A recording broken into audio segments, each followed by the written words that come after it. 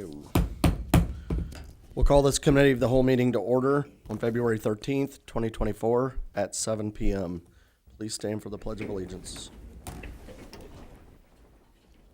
Pledge allegiance to the flag of the United States of America and to the republic for which it stands, one nation, under God, indivisible, with liberty and justice for all. Hey, is there anybody who'd like to speak under public participation this evening? Okay, for the record, there is no public participation this evening. Next item up is the oath of office for probationary firefighter Brennan Elsass. Brennan, if you'd like to step forward.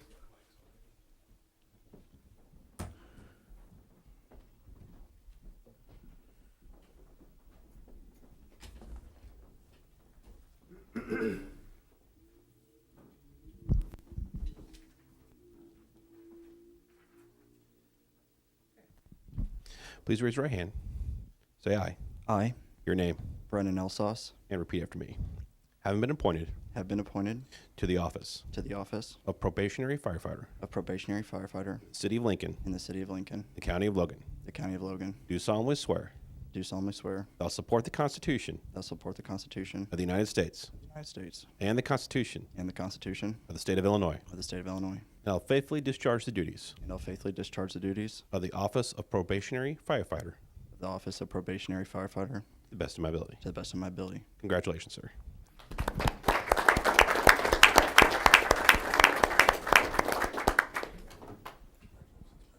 She'll have you sign a document. Hey, Brendan, need you to sign that document real quick.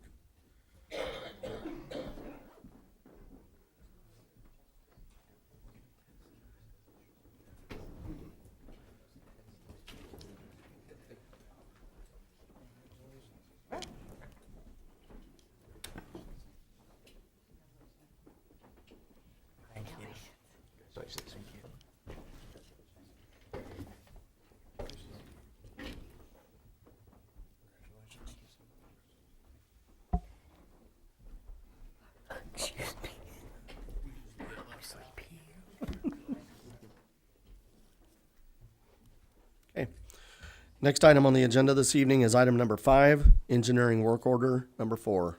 Mr. Bounds. So what I'm asking for tonight is an increase from $20,000 to $60,000 on engineering work order number 4. There are 3 main projects that will encompass this $40,000 increase to this work order with Crawford, Murphy, and Tilley. Those are enumerated within the memo. Those will be the renewal of the city's National Pollution Discharge Elimination System permit, preliminary engineering study to provide public sewer to Campus View Drive.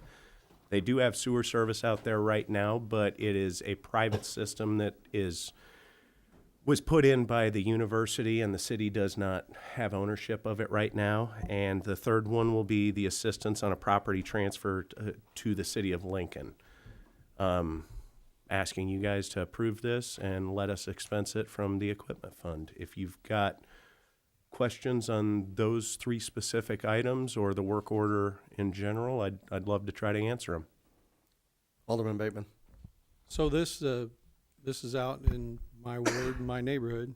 Those people have asked about that previous when the college was up and running. This is the homes when you turn on the campus view. It's all the ones till you get to the end of the corner that face the campus. It's not. We'll still be on septic. We're back there where we're at, but the college put that line in, and it's got some age on it now. And now that the college is closed, that leaves that entire section with no services. So talking with Andrew over months to see what we can do because they still pay city taxes, they still pay their sewer bill, but now they have no option for maintenance at all. Once it leaves their property, the line that collects it, it's just a private line laying out there. So that's what this is to see what we can do to help these people out if there's a need to to maintain that line. Alderman Parrott. So I think in other parts of the city as well, I guess I'll ask Andrew, are there any other places like this in the city as well where it's privately owned? There are other examples of this in the city. This is the most drastic one that we are aware of right now that affects approximately 50 homes. So if something were to happen to some of these other entities that have a similar situation, would the cost of repair be on those individuals versus the city to repair? At this time, the cost of even repairs out on Campus View Drive would be the responsibility of the homeowner. The condition of the line that is in the ground is not something that the city was willing to take ownership of 20 years ago. It has since deteriorated. So what that we will be working on with CMT on that specific project is a ground loop that will service the entire neighborhood, that as there are failures out there that are going to happen, they will have the opportunity to tie into this new system at a reduced rate as opposed to repairing who knows how much till they get to something that's usable. Okay, thank you. Other discussion? This line is actually, Andrew, correct me if I'm wrong, it's not in the street. It's on the front side of those homes, kind of like under the sidewalk. I don't know if you've ever been out there, but those homes, the back of their home is what faces the street. The front of the home, they were all built for the professors and then back then. So this is the line the college put in out front of those homes for that particular purpose. So the best explanation that I can give you on that is if you're familiar with balloon architecture, where you just constantly expand on an original idea. As more professors were needed for teaching at the university, they constantly expanded the system. So we are aware of areas where this line is underneath garages, underneath sidewalks, underneath driveways. It is not something that is in the city's best interest to take ownership as a solution for the problem. It would be more costly to take ownership of this as opposed to put in a more cost-effective permanent solution. Alderwoman Rolfs. Since we're on the topic, I've had some people talk to me that live out on Flore, and they said there are some major sewer problems out there. When is the proper time or appropriate time? How should that be addressed to the sewer department? So I believe I am aware of the issue that you speak of, and I believe that those people are misinformed. Or what? Misinformed. Okay. And that is nothing more than a guess without us discussing more details, not within a council meeting. So would that be appropriate for the neighborhood people to talk with you about that, or how would you? Depending on who it is, we have spoken with one homeowner out there, yes. But yes, they are more than welcome to call. If anyone in the city or any resident has any questions about their sewer system, they should always start with a call to us. Or I would recommend a call to the sewer department. Thank you. Place this on the regular agenda. Okay, we'll place item number 5 on the regular agenda. Next is item number 6, the resurfacing projects for 2024. Mr. Landers.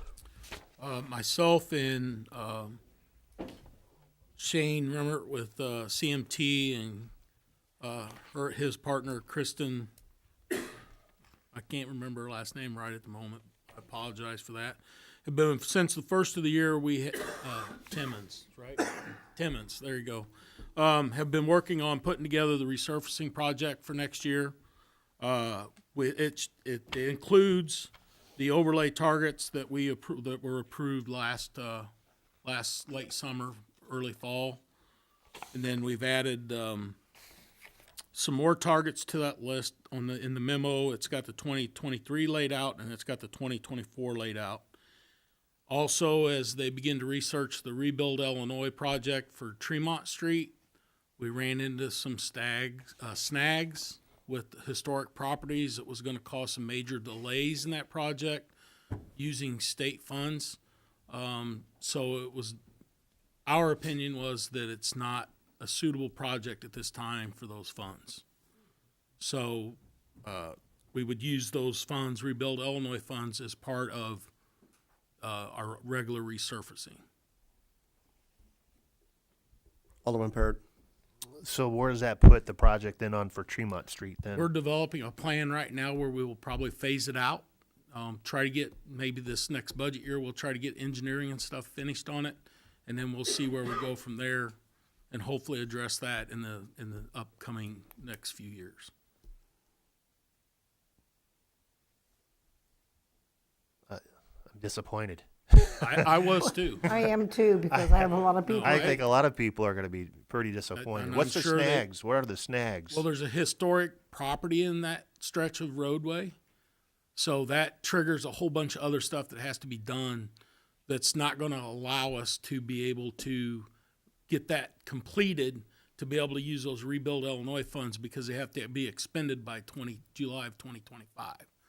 So we don't have enough time to complete everything and then be able to do the project. And also your project is $1 million plus. And we only have $529,000 left in that Rebuild Illinois fund. So we're gonna have to come up with some additional funding also. Yeah, if it's $1 million plus, then it's gonna only increase in the next few years as well. And if it's gonna be done in stages, I mean, we're looking at 2030 probably before completion. I can't answer that question accurately right now, so I'm not gonna say one way or the other. The historic snags, is that just within the city, or is that state? No, it's state and federal, I believe. Is the federal's involved too. We'll let Shane address this because he's more apt to it than I am. Shane, can you tell the rest of the council who you are and what company you're with? Sure. Yeah, I'm Shane Remmert with Crawford Murphy and Tilly. And we CMT took on the role as city engineer about a year ago, and I am the lead for that for the city. Work regularly with Walt and Andrew on both the sewer and the street stuff. So with the Rebuild Illinois, that has to hit certain checklist things within the IDOT requirements, and because of this certain property that's on the historic registry, that would actually kick it over into additional state and federal approvals. And all those things, once you add the state approval, state review, and then they move it on to the feds, and that, we're estimating right now a 15 to 21 month process. So to try and get it in place by July of 2025 is just not enough time, calendar time. So just a quick question, and I apologize for dominating this, but if a project's over $1 million and there's only 500-some thousand in there, I'm not for sure where this property is, but couldn't we use that money up until the point where you got to that historic address? So the property is on the corner of Tremont and Ottawa, and that's kind of right in the middle of that stretch. So the best thing that would be done there, there's kind of two approaches. One would be like a mill and overlay, just a kind of a quick fix, if you will. But really, if you look at the grades at the intersections and that, it needs to be reconstructed. That means actually changing the profile of the road to do it right. So all of that, it gets more complicated in the fact that if you are doing a full reconstruction, to do part of it, and then how do you tie it back into existing? Well, that's what Walt mentioned, though, is going to do it in stages after this anyway. So if it was going to be done in stages, wouldn't it be in the same situation? Mr. Landers. When I meant stages, I mean like a stage of engineering. You know, first.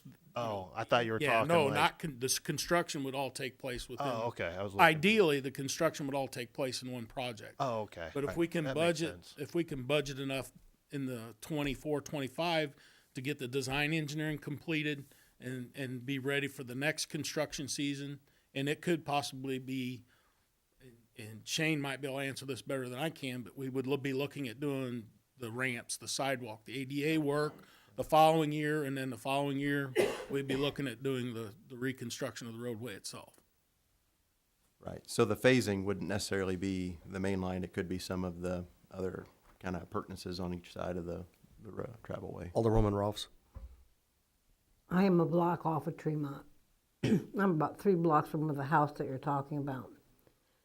I have people on Tremont constantly, since they're in my ward, asking me what's going to be done, because we thought it was going to be done at least 2 years ago. So Tremont hasn't improved in the last 2 years, and it's not going to improve if we don't do anything to it at all. What do we tell the residents who live on that street? We're sorry, but the city of Lincoln can't do anything for you. So I guess, Everybody, Pekin Street closed. I don't know if you're aware of that, but that used to be, Pekin Street used to be the main one that would go down to Union. That street was closed off at the train station. So they reverted and started going Tremont, and Tremont is used excessively. So it's like we need something out there that says this is a very, very viable project that needs to be done in that location. So Shane, keep me honest, and Walt too. We've talked about this. The snag is that we're trying to use Rebuild Illinois funds. Right. And because we're using Rebuild Illinois funds, that's where this historical issue becomes a problem. If we were to use our own city funds for Tremont, that'll accelerate the timeline. Then we can reuse Rebuild Illinois funds elsewhere. on other projects. That's Yeah. correct. Mr. Landers? So that's exactly right. And then we would see savings by not using IDOT or Rebuild Illinois funds, because there's certain standards that we wouldn't have to meet. Like we wouldn't have to go through the historical aspect of this because we're not using the state funds.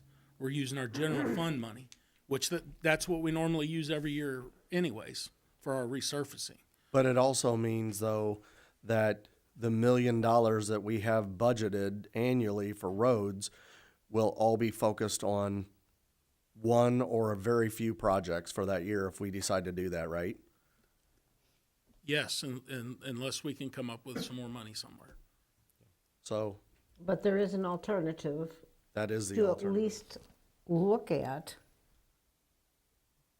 if we can't use the state money, IDOT money, whatever, because those people really have felt that they were going to get that done with Build Illinois funds, and now it's like, nope, not going to happen. That was our intentions. And I know. that was my intention from the very beginning when I brought that street forward, but we weren't aware of these other issues with the historic property. Alderman So- Parrott. Can you use the Illinois Rebuild funds for engineering?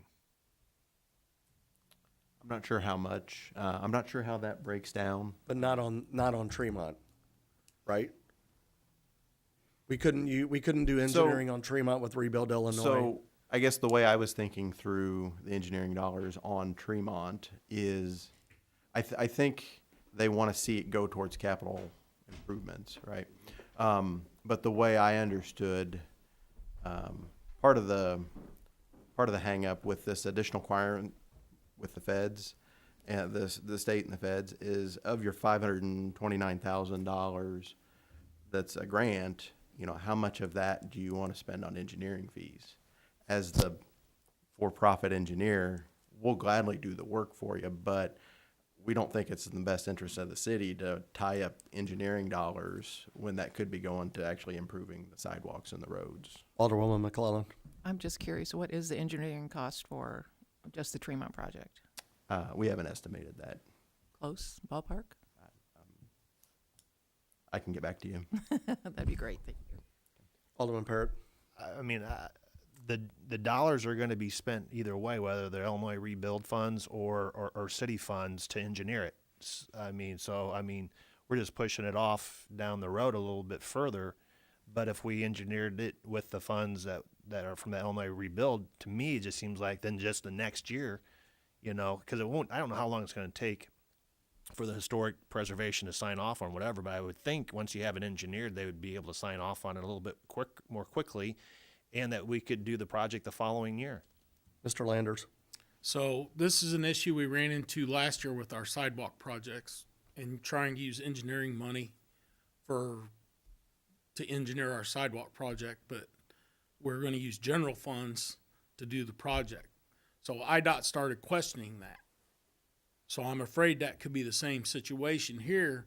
If we're doing engineering using IDOT or state money, then they could make us enforce the historic part of this, just because we're still using some state funds for the project itself. It's like we'd be using the Rebuild Illinois grant funds for a project, just the engineering of the project, but not the project, the Correct. construction. So they could still trigger those extra requirements that we have to do. Because that happened to us last year with the sidewalk project. Okay, Hold on, just one more quick question. I apologize. Well, this is kind of important, I think. Yeah, but, Very important. well, almost, I don't know how important it's fleecing my mind right now, but, Well, if there's no alternative forever, what are you going to do? That's the main traffic. I mean, you can't go down Broadway because that's where the school is. And so that's the next best road. And it can't deteriorate. It shouldn't. I won't say it can't. I guess 'cause it I could, but do remember it my shouldn't. question, and so thank you. So what happens if, what would the historic piece of it be that would cause us to do something different than if we didn't use their funds? So for example, I mean, are they going to say you have to do ADA? We're going to have to do ADA anyway, what sidewalks and whatever. I just can't understand what it is on the historic side of things that's going to cause issues in regards to the engineering cost and the construction. So The way the corner. at that particular residence, there's a landscape wall right behind the sidewalk. And then there's non-compliant steps right at the corner. To rebuild that intersection well, we would probably have to remove and replace parts of that wall. Even though we're not touching the building itself, the house itself, historic preservation, the State Historic Preservation Office will look at what we're doing, and if they determine that that wall is part of the historic relevance of the property, then that's what kicks it into the additional federal review. So is that wall on city property or is it on the private property? It runs on the property side of the sidewalk. Right. Which how So much does exactly- the city owns part of that on the other side of the sidewalk? Not always. Not necessarily. But we have GIS or whatever to show us. this. GIS is only going to give you a rough idea.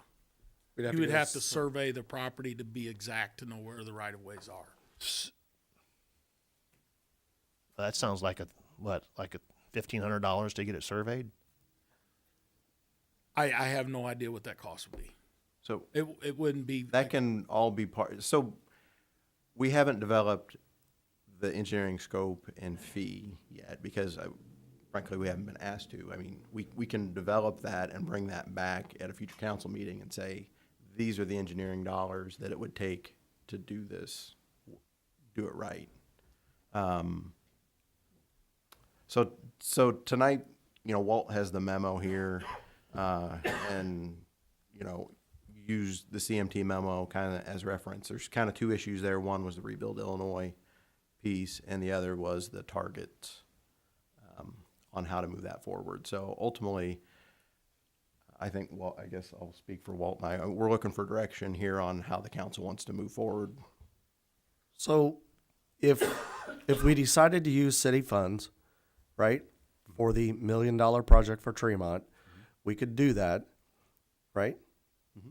Then can we reuse or use the Rebuild Illinois funds for other targets that we would have used general fund money for? Which is, As long as they don't hit another historical snag.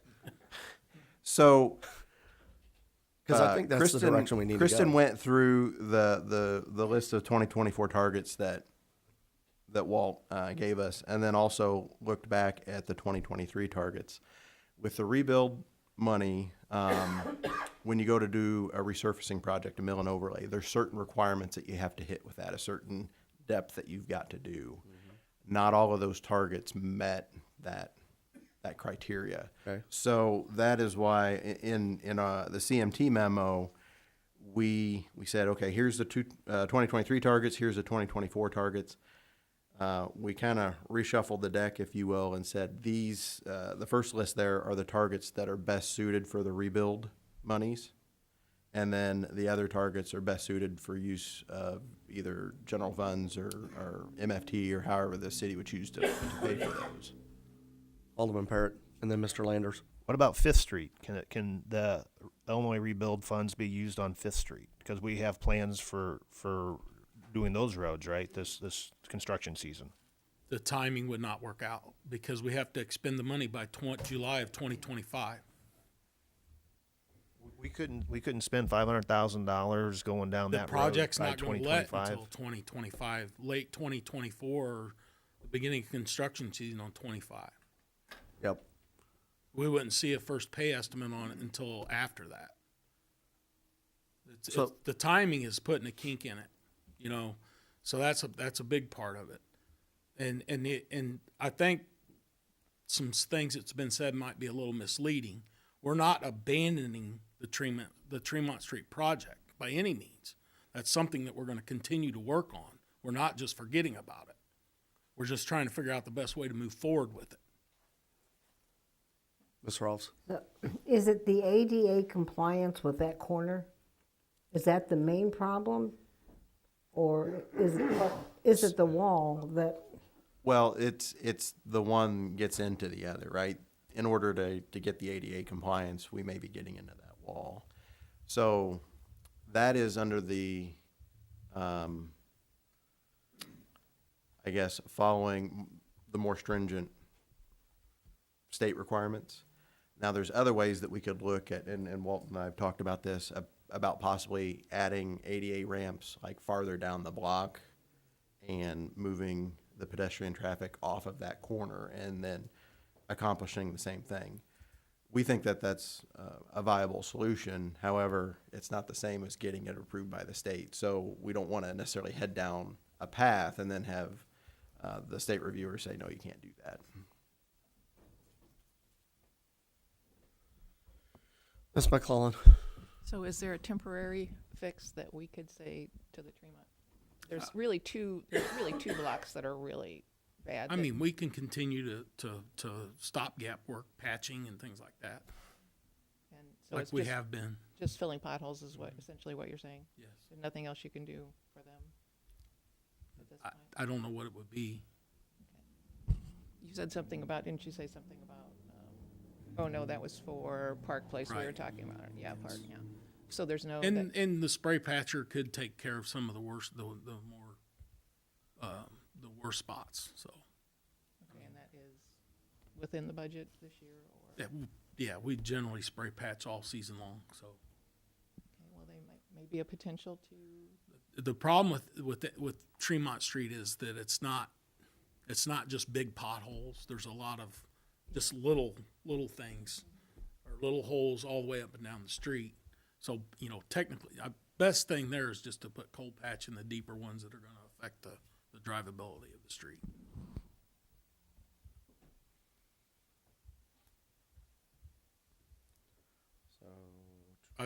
I'd like to move on and in the CMT's memo and look at a couple other things that are included in there.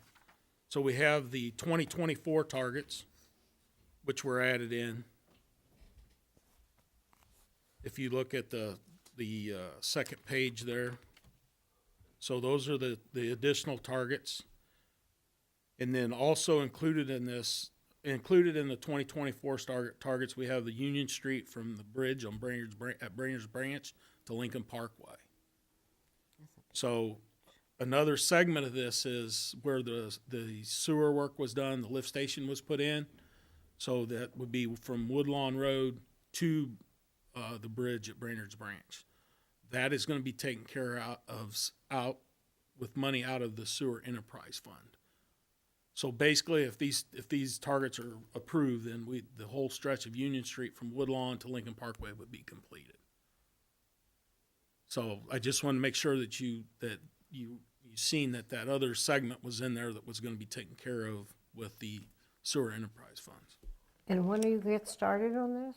Well, that's why we're here now. We would like to get everything engineered Tomorrow? and developed, and Mr. Bateman was wanting to get things out to bid earlier. We had that discussion, and that's why we're here now, trying to get everything put together. So once we can have this out prior to construction season, and try to take advantage of that to get better prices, and then also get the project started earlier.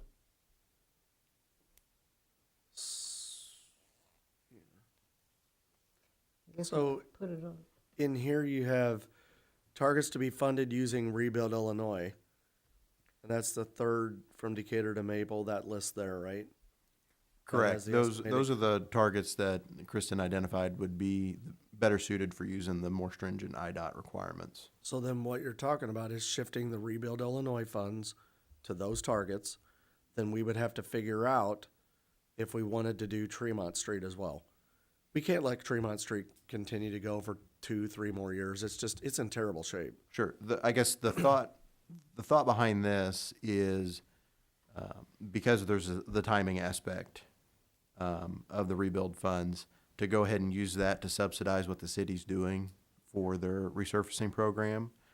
So instead of using those city funds, if you will, for your resurfacing, you're going ahead, taking advantage of that grant money, and that'll free up city funds for other projects. And if the council Yeah. wants that to be Tremont Street. Money to Tremont, putting it in the bank. But there's not enough of budgeted city money to cover the full project. You That's, have to start somewhere.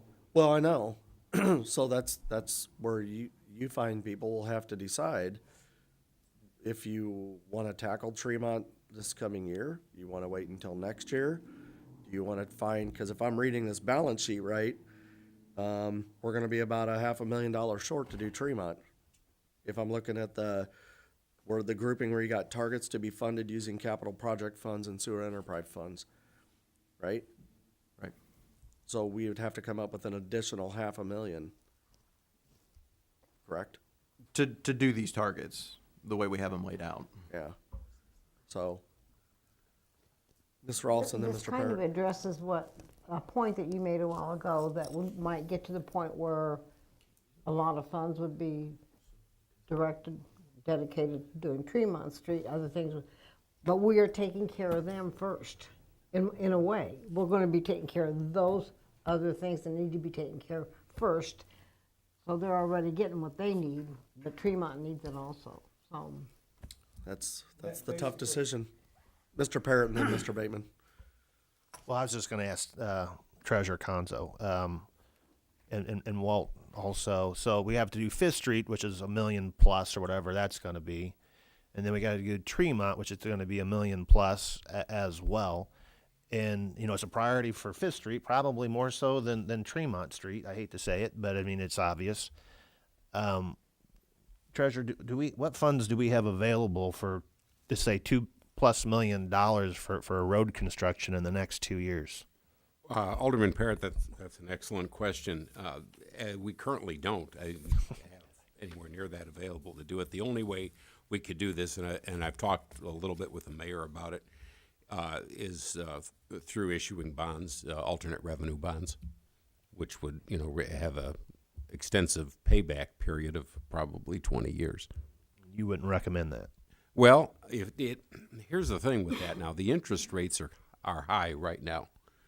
So if we use the interest rates, we had real low interest rates a few years ago when we refinanced the TIF bond, and we also issued the bond for the rehabilitation of the Jefferson School to make the police station, make it into a police station. We got excellent bond interest rates at that point, and that all worked out very well. Unfortunately, a lot of things have happened since then. A lot of bad things have happened since then with the economy, and as a result of that, the interest rates are high. So I guess what I would say is to do it now would not be advisable. Better to, to hope for better times and see if the interest rates come down. Eventually they will. It's just hard to know exactly when that'll be. Does that answer your question? Because we still do have to address Fifth Street Road. We'll be talking about that here really soon, about how to pay for that too. And that's, you're just to plant a seed, you're probably talking $3 million minimum. It might even be more. So that, and don't hold me to those numbers, but just to get you thinking. Mr. Bateman? So the question is, what bonds do we currently making payments on that we're coming to the end of? I know the conversation was a few weeks ago, months ago, the road built out by the hospital. How close are we to paying that one off? That is not a bond. That's a loan. That's a 1% interest loan. And so we're about halfway to paying that off. I think we have 2027 is when that'll be paid off. Well, what I'm trying to get at is, yes, we And need to that's- find alternate money, but we're also looking at freeing up money where payments drop off. Just like a household, you're used to making this payment, and you just roll it into a new payment of something else. So, if we can, I know that sounds terrible, because Tremont is terrible, and Fifth Street's been a forever, but at least we're looking at freeing up some money within the next 2 to 3 years that wouldn't be such a burden on making payments. Elections coming up and stuff, so maybe interest rates start falling. But I do also think that I agree with using the Rebuild Illinois funds to do the targets we have that Walt's got brought forward, and then taking the money we set aside for those targets and playing the shell game, moving it over to the Tremont and just put it somewhere and sit on it, and let's start building that fund up. I agree with Mrs. Rolfs. At least we're getting these done. Maybe the next 2 years, the only street that's being done is Fifth Street and Tremont. Mr. Landers? So even the targets that we have here, that have listed out on this sheet, we're still about $300,000 short on those. If we go by what we budgeted last year and what we normally budget. So we would have to have an additional $300,000 or some dollars to complete the targets that are on this, in this memo. Would those have to be in the capital project fund? Well, It could come from there, or we could look at using some of our MFT money for those also. Because we have a fairly healthy MFT account, and that would be up, we'd have to have discussions with Mr. Conzo to see, what he would be comfortable with using out of that account. So that's an option. What is the current balance of the MFT? Shane, do you have that? So as of the December report, it was 1.65 million. Part of that fund would be already obligated towards the city's annual maintenance program. I think that's on the order of 600,000. Walt, do you remember? We're around between 6 and 7 So, usually. so the city regularly obligates $500,000 to $600,000 yearly in their annual maintenance, MFT maintenance. Usually, the actual expenditures from that are below that. So, over the years, the city is able to build up a balance of MFT funds. So, there is potentially some, another source of revenue there, or source of funds there. I will point out that in the memo where we have the targets for the rebuild fund, that was about 318,000 short, just on preliminary estimates. Since that would be to the more stringent requirements, MFT would also be able to be used for those because it's already at the more stringent requirements. Okay, I'm going to throw out, in the interest of time, because we got several other topics that are going to be time consuming. I'm going to throw out an option for the council to consider. Why don't we go ahead and approve the targets that they've got documented in here to be funded using Rebuild Illinois and allocate the 318 out of MFT. That'll at least get those targets locked down. And then can you come back to us maybe at the next cow with other options for Tremont Street? I'd like to know what what we're looking at as far as a plan for Tremont. I don't want to walk away and just say come back at a later date. Mr. Landers? I don't know how Shane feels about this, but I think we probably need to move farther along in the design engineering so we have better estimates. Does that make sense, Shane? On Tremont On Street? Tremont Street. Yeah, so Kristen's very familiar with that, and we can go ahead and look at putting together just what the engineering is going to be on that, right? And then as we understand that, we can actually say, okay, if we do the engineering in the next fiscal year, and then what the estimate would be, the construction estimate would be for the following fiscal year. Mr. Parrott? Question. So then for that engineering cost, that would not include any sidewalks or anything like that in there, because we're just redoing the road and not sidewalks because it's with, Lincoln funds. Because why would you have to do the sidewalk if we're just resurfacing? So there's, if we go back to the, those intersections are low. They don't drain well. So when you do the grade raise through there and raise those up to make them nice and smooth, and like you're going to have to tie back into sidewalks. So there's going to be some work that has to be So done. some of those There's intersections, also some there's curbs steps in that that go area that up. There's need to be steps, right? replaced. And so those steps would no longer be there then, right? Because it's not ADA. They'd have to, this is. Well, so that's part of the reason of with those steps the on the carriage walks. Part of the reason of raising the grade is you can get rid of Are you or talking about minimize the amount of steps. Tremont? Are you talking about the Tremont house? Or Yeah, there's just in other general? houses down there that have Okay. carriage walks and steps. Mr. Landers? Okay. So whenever you do a mill and overlay or something more extensive, you have to correct the ADA ramps. Those corners have to be fixed so they're ADA compliant. That triggers, the mill and overlay triggers that they have to be done. And Shane mentioned earlier that where at the corner where this property is, we would have to, we've discussed adding a optional pathway for the pedestrians to make it ADA compliant. So the steps would stay, but we give them another pathway which would be accessible for wheelchairs or people with disabilities. Basically, you would have to come back and across and then back up again.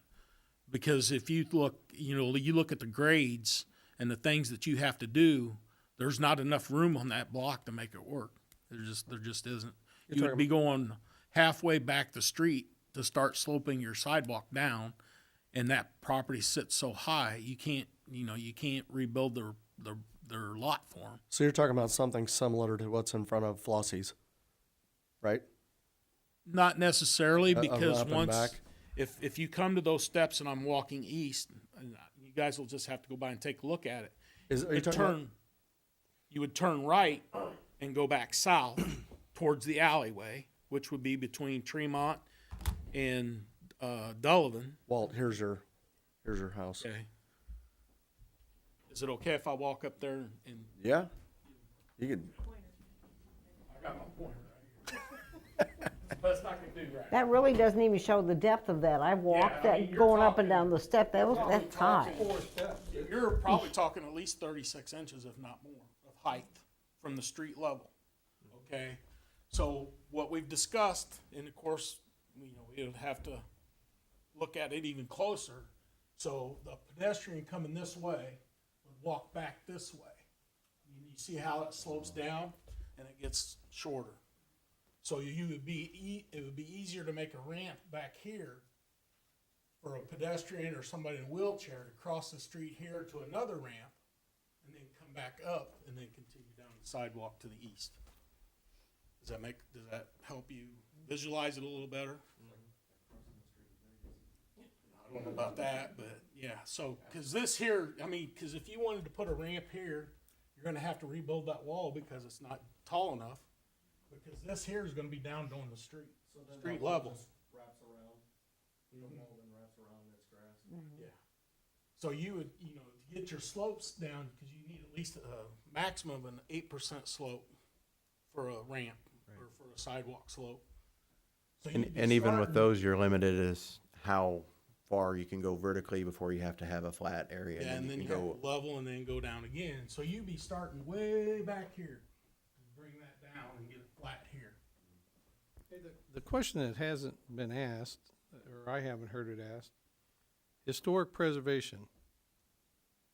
Have we confirmed with Illinois Historic Preservation and the federal preservation that the sidewalks and steps are actually part of the historic part of this property? That's what the review is. You have to submit and ask them, okay, is So, this well, part of So, hold on.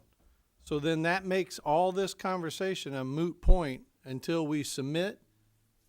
If we submit and they come back and say, yep, the steps and that wall is part of that property, then we're on to Plan A. If, I know, but then if they come back and say it's not part of it, then we've dramatically lowered the cost of rebuilding Tremont Street because we don't have to do all these special ramps and stuff. What I'm saying makes So you're sense. still For gonna have to do ADA. that. But we could, if those ramps aren't part of that property, then we could put the ramps at the intersection like we normally do. How are you gonna do that elevation? You Yeah. can't So, be able to do it. so that's why we're talking about doing the grade raise, right? Yeah. I mean, you could see there's two walls there. There's the one behind the sidewalk, but then Right. there's also the one right behind the curb line, Street. right? So, So if we redid this property using city funds and not have to go through all the historic steps, we're still gonna rebuild these steps the way they are. Does that make sense? And then we're gonna add our pathway. People at home won't be able to hear you. So we would have to rebuild these steps regardless, and then we have to add our pedestrian pathway for an ADA, to make it ADA compliant. And then that's where I'm saying where we're gonna have to go back to the south and then cross the street back farther where the elevations are a lot closer, come to the other side of the street, and then come back north, back to Tremont Street. I guess I was just thinking, kind of like what we did on Wyatt. If the historic part of that building is from the interior wall, the wall on their side of the sidewalk, then from the sidewalk out to the street, we could basically remove the wall. It would be kind of like what you guys did on Fifth Street. You're just grading it down to Fifth Street, and you could put the ramps at that intersection if you got rid of the grade between the sidewalk and the street. But when you take this down, you know, you're gonna come down 3 feet. So you're gonna expose the base of this wall. So you may end up rebuilding that wall. Correct. Yeah, that's what I'm saying. You may rebuild the wall on their property, make it taller, but yet lower our construction costs because we're not doing all this fancy stuff. We're just dropping the grade from their wall down to the street.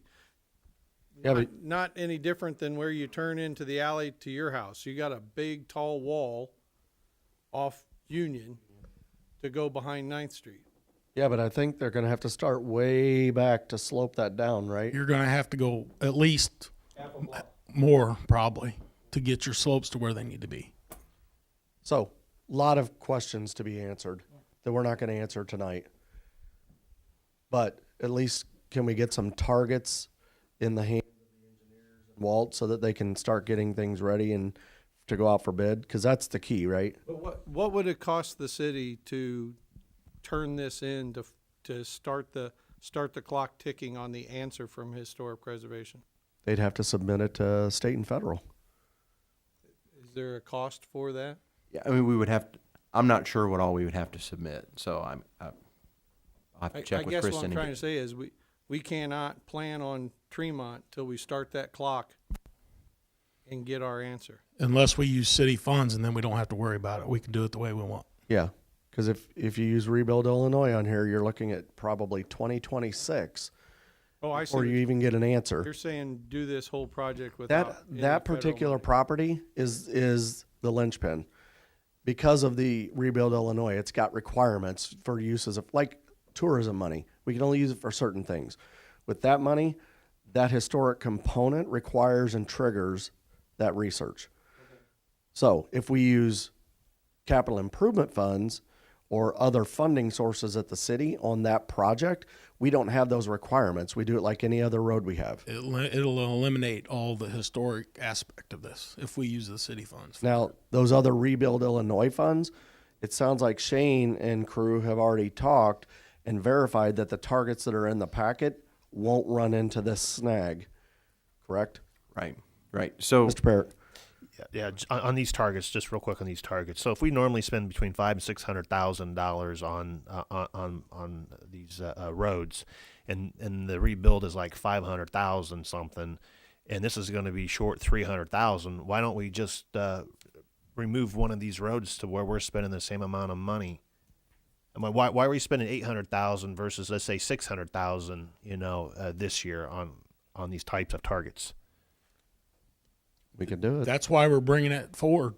We need your approval for those I guess targets. I'll remind you that we didn't spend the 2020. We didn't do the 2023 targets. Those were Right, brought forward, yeah. so those funds weren't expended. Oh, all right, that makes sense. We're going to have, and you, Mr. Conzo, may have to chime in on that. We're going to have a little bit of money left over from our resurfacing last year. Oh, okay. Now, whether we can add that into what we budget, we normally, last year, I'm pretty sure we budgeted $700,000 for our resurfacing projects. But not enough to make up the difference that we need.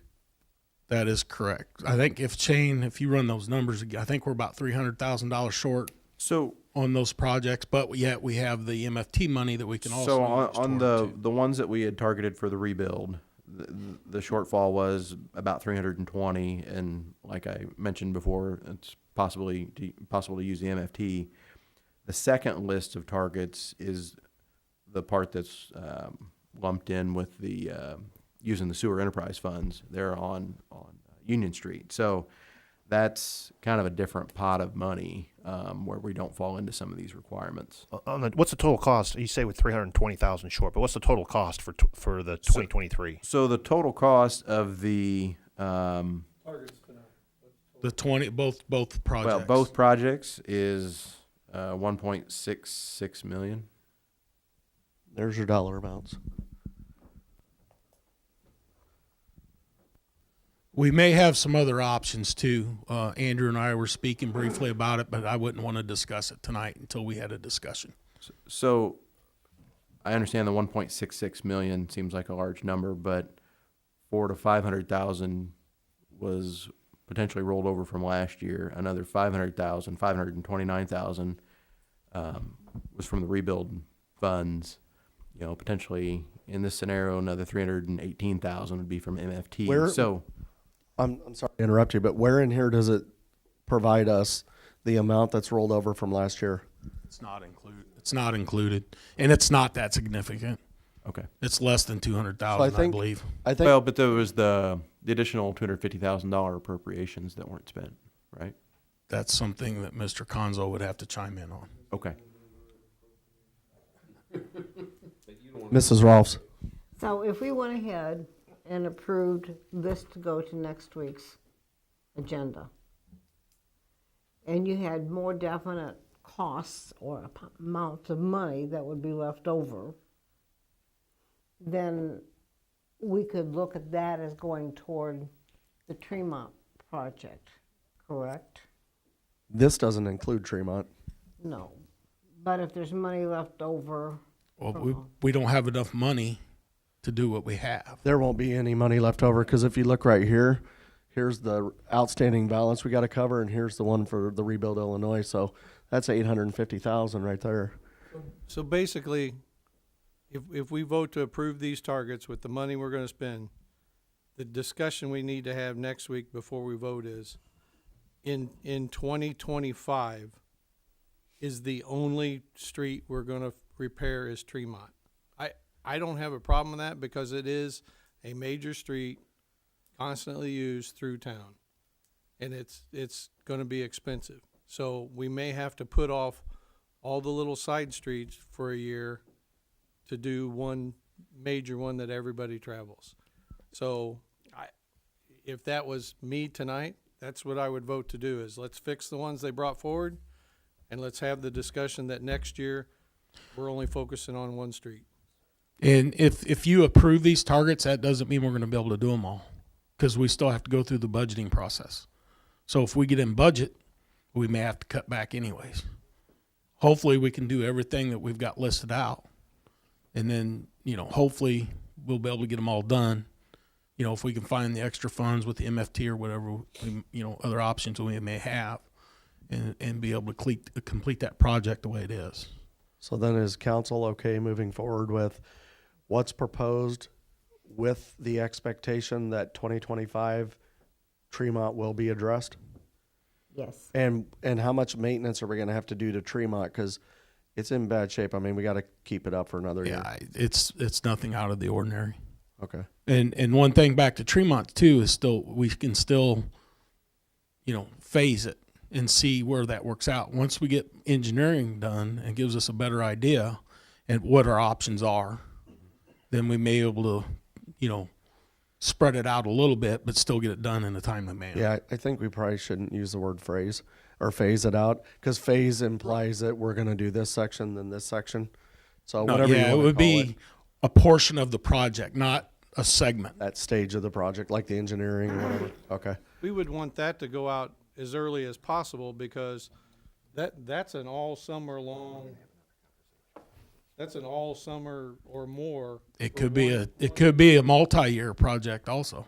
Well, One construction company may bid it knowing they're gonna mobilize everything to Lincoln. We may get a favorable price at that point. Well, and keep in mind also that we're at the point we are right now because the ask of the council was that we start doing this earlier. Right I was gonna bring that now, up. we're still not as early as we need to be. So if we start planning now for next year, it gets us closer to the goal. So I was going to mention that, Tracy. The way it was done last year, you guys set a budget for 700,000. Mm-hmm. That didn't really come into effect until May 1, and then at that point, Walt was able to identify some targets. We were able to move forward. Those things take time to develop. I mean, we had to get those preliminary estimates. We had to get the targets approved. I mean, all those things take time. We were trying to get ahead of that here so you guys could have some numbers to know what to budget around if you want to chase down these targets. Ideally, we're planning a couple years in advance. Ms. McClellan. Yep, Ms. McClellan. So did I hear you say that we could have preliminary estimates on engineering by the next voting meeting, or, by the next meeting, so that we would have an idea of what kind of funds we'd need for engineering? For Tremont Street? Yes. I'll work with Kristen. That would be wonderful. Thank you. Okay. So if I'm hearing things correctly, then there's a desire of the council to place the proposed targets on the regular agenda. And then next week, you'll come back and give us some other estimates about Tremont, right? Maybe. Lee? Do you want engineering dollars for next week? Yes. Okay. It doesn't have, we're not going to hold you to it, but we'd like to know ballpark what we're looking at. Okay. I'll work with Kristen. We'll get you some numbers for next week. Anything else to add, Mr. Landers? No, unless somebody has a question. Okay, thank you. Thank you. Thank you. Okay. Let's get back.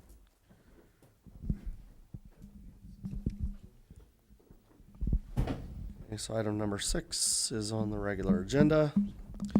Move on to item number 7, discussion regarding code enforcement position. Chief Meister. Over the last few months, it's become apparent that at least some members of the council are of the opinion that we could be more efficient in code enforcement with the addition of a dedicated employee. First thing I want to point out is I don't think that there's any problems with our current employees who do code enforcement, I think they're dedicated folks. My proposal is not to replace anybody. My proposal is a discussion regarding whether it is the appetite of the city council to get an additional employee, focusing on things like trailers, derelict vehicles, something that hasn't been running, sitting on flat tires, something like that. Unregistered vehicles, we deal with those problems through the police department sometimes. So one thing to consider with the police department addressing these code violations specifically relating to traffic problems like the junk cars and unregistered vehicles is we've been short-staffed for a significant period of time. This past year, I just shared some annual statistics for the police department with the mayor. We ran 12,735 incidents, which is actually a couple thousand lower than normal, and that's due to being short-staffed and not being able to do quite as much proactive enforcement, where we initiate activity like traffic stops and things like that. And we did that with a significantly lower amount of people than we had in the years past. So you guys are busy out there, and it takes a long time. All the documentation that we have to go through. There's a lot more required of the police now when handling an incident, say maybe a domestic battery arrest. That may take several hours of an officer's day to write the reports, to review interviews and package evidence and things like that. So for all the time that we're doing that, we're not out addressing these code violations that do exist within our city and are an eyesore and a burden for our residents. So I just wanted to open the discussion and see what you all thought about exploring a new position. Ms. Rolfs? Well, I did some research because I think I kind of brought this forward several months ago. And at some of the communities, it says code enforcement officer part-time. And of course, I think we had discussed that if we looked at hiring someone to do that, we were looking for someone part-time. So there are communities, Chillicothe, I think, was one of them, which is not too far away, that they have a part-time code enforcement officer. And they had some really interesting job descriptions. They were very, very, very specific in what those people would be doing, and they were part-time. So I guess my thoughts are, I think that we need to have something, because I still get people talking about driving around, seeing cars sitting in driveways and flat tires, and their license plates are 2 years old. There's a little sticker on them, and I think this is something that we need to do, and I think that if we can look into what other communities do and how that has impacted their community, I would like to see us go that direction. Those are just personally but I did look up to see, and there are part-time code enforcement people. There are several nearby communities that utilize both part and full-time. Some places call them community service officers, some it's code enforcement. Chillicothe, Leroy, Illinois has a code enforcement in a part-time position that does the same things. And then Clinton, John, if you'd like to discuss anything that you've found out from Clinton, they do have the same position. Yes, they do have a code enforcement officer. I will note that their code enforcement officer tries to make engagement with the and cite an individual directly, therefore establishing personal jurisdiction.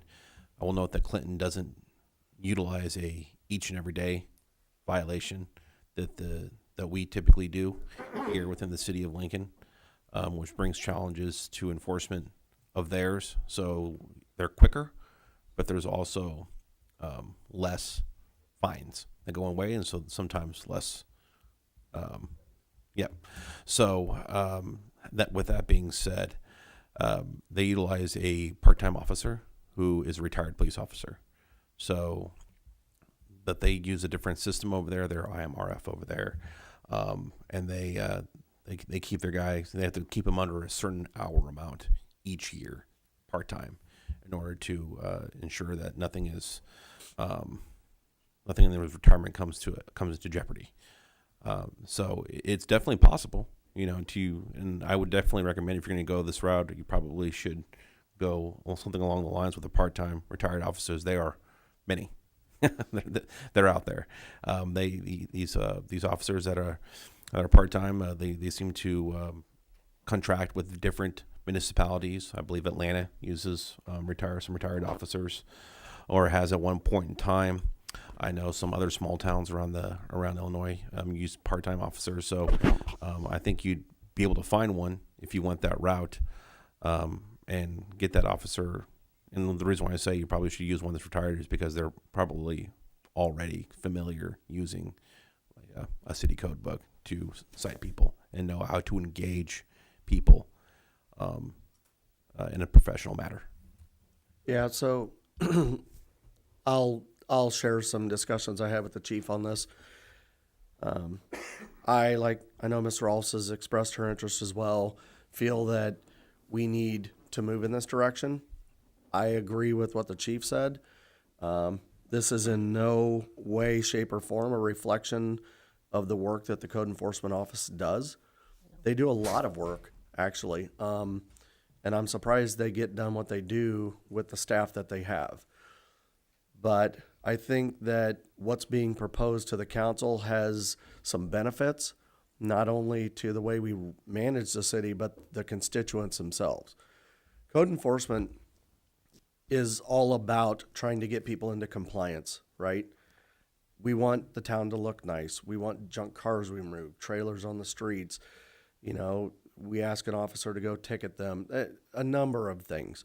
The idea behind the proposal is that if we can position somebody within the police department that can work a few days a week, to John's point, I think a retired police officer is ideal because they're trained in how to deal with people. Not that Mr. Woodhull's department can't do it. They engage with the community as well.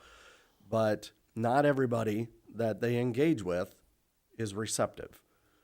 There's a lot, they get a lot of negative response, like, who are you? You can't tell me what to do.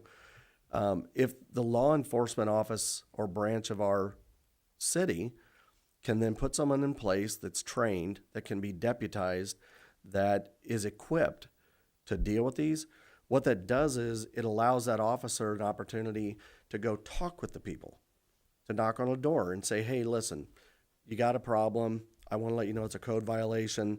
We need you to correct it.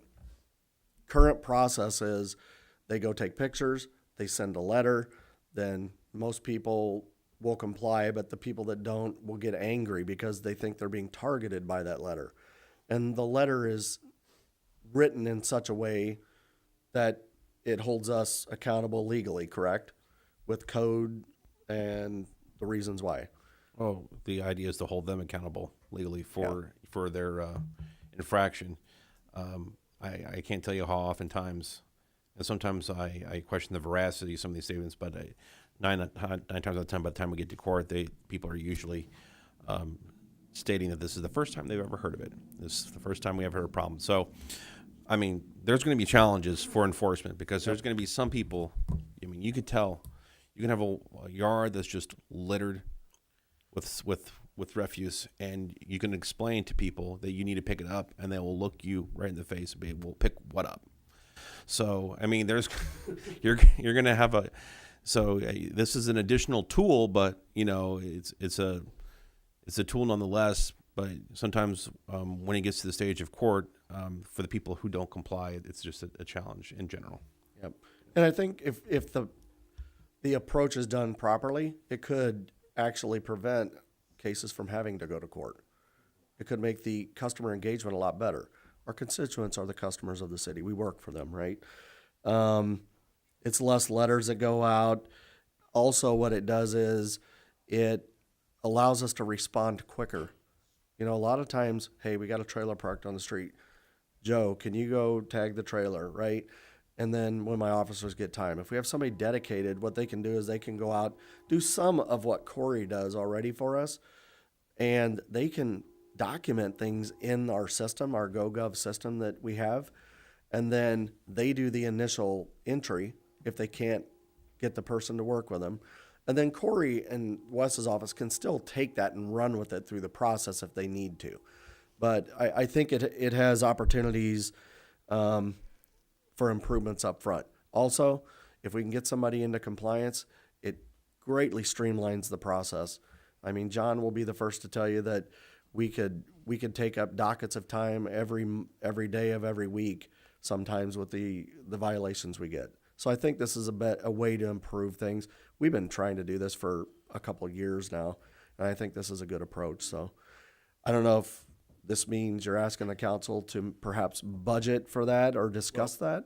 What I was going to bring up is that if I know that it is the appetite of the council to explore that employee, what I will do is I'll research what these other municipalities are paying for that type of service and try to budget appropriately with Treasurer Conzo to get that position approved for the 2025 fiscal year. Ms. Rolfs? And I wonder if that, because I think one of them at least had $30,000 because it was part-time. But then, again, you have to look at the hours. So is it 2 days a week or 3 days a week for that amount of money? So I just did a quick review, and I based it off of an ad that I saw for a delivery driver for Domino's, I think it was. They were offering $20 an hour for a Domino's delivery driver. So I used $20 an hour at 2080, came up with $41,600 annually. That would be, for your full-time position. If you cut that in half and do 1,200 some hours, would be 3 days a week, and you're looking at $24,000 for a year at 3 days a week. No, and I think it says something to the city that that we're sending a message. We think that this is such an important issue within the town of Lincoln. We're covering everybody. We're not targeting anyone. This is going to look at every part of Lincoln, and they can't say, well, you're just targeting me. No, we're looking at the whole community, improving. Yeah. Part of our economic development. Right now, for our sworn police officers that are out there doing the police work, we're only responding to complaints when it comes to, your car parked with flat tires for 2 weeks. They're not out patrolling looking for that code violation. They're looking for criminal activity. So this would be somebody who's dedicated to that code enforcement and going out to find these problems, not just responding to complaints. Well, and one of the other things that we talked about that I don't think's in here, but depending on capacity, we really have to see what happens if the council is in agreement with this. But from time to time, we do have parking issues downtown. And it's an opportunity to use that individual to address some of those parking concerns, again, if they have capacity. That was actually something I was going to bring up.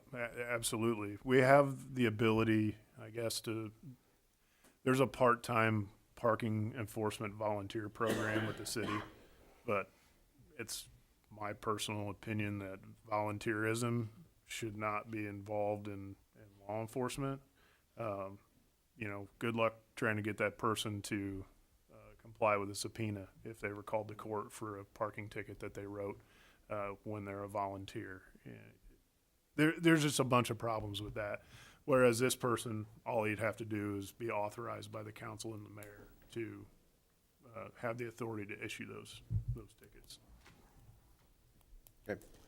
So is the council okay with the chief moving forward in his budget discussions on this topic? I'll do the research and get back. Okay. All right, Chief, you're up with item number 8 as well, purchase of 2 administrative vehicles. So, thank you. Currently, the deputy chief and I each have a unmarked administrative vehicle. That is it's a full police vehicle, minus a cage. It has lights, sirens, radios, spotlight, the items required that we need to respond to an emergency. However, on the other side of it, our detectives are suffering from a shortage of vehicles, and they are required to respond 24/7, 365. And also those vehicles that we were assigned are all-wheel drive vehicles, so they get a little more capability to respond from out of town or something like that. So my proposal is that we purchase 2 administrative vehicles, being sedans. The deputy chief and I both live in the city limits of Lincoln. If I can't get to the police station from my house in a sedan, that's a big problem. I shouldn't need 4-wheel drive to get there in most cases. So what kind of created that problem was we currently own a vehicle that is half owned by the Central Illinois Enforcement Group and half owned by the Lincoln Police Department. We were utilizing that for one of the detectives, but are no longer allowed to do so. Basically, the task force said that needs to be, the agreement when we made that purchase was that was to be assigned to the part-time narcotics investigator. We have a part-time and a full-time narcotics guy assigned to the task force. The full-time guy is taken care of with a vehicle. The part-time guy, his vehicle was assigned to a detective, and they're not going to allow that anymore. So the deputy chief's vehicle is already the one that I'm, again, proposing that we give to the detectives is already being utilized by a detective, and he's either driving to work in his personal car or sometimes using one of the old Durangos.